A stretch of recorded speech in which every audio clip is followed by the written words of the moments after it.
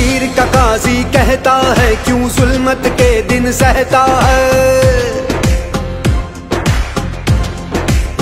हो तकदीर का काजी कहता है क्यों जुल्मत के दिन सहता है। अपने बच्चों के मुस्तकबिल का कातिल बन के रहता है। ना जीता है ना मरता है क्यों हक लेने से डरता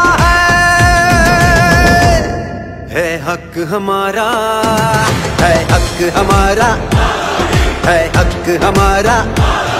हम लेके रहेंगे, हम लेके रहेंगे। है हक हमारा आजादी, हम लेके रहेंगे आजादी, हम लेके रहेंगे आजादी।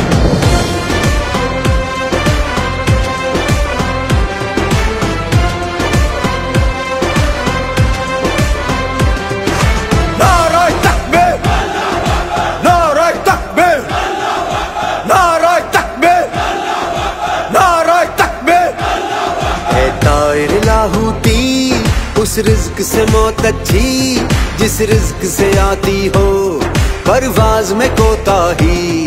वो दौर गया जब कहरो जफा को राम मचाया करता था,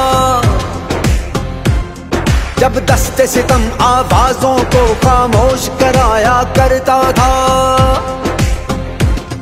जब अहले खिरद की सोचों पर एक खौफ का पहरा रहता था, जब जुल्म की हर यलगार यहाँ मजलूम मुसलसल सहता था। अब जाग उठा है ये देश हमारा, अब जाग उठा है देश मेरा, अब यलगारों की खैर नहीं।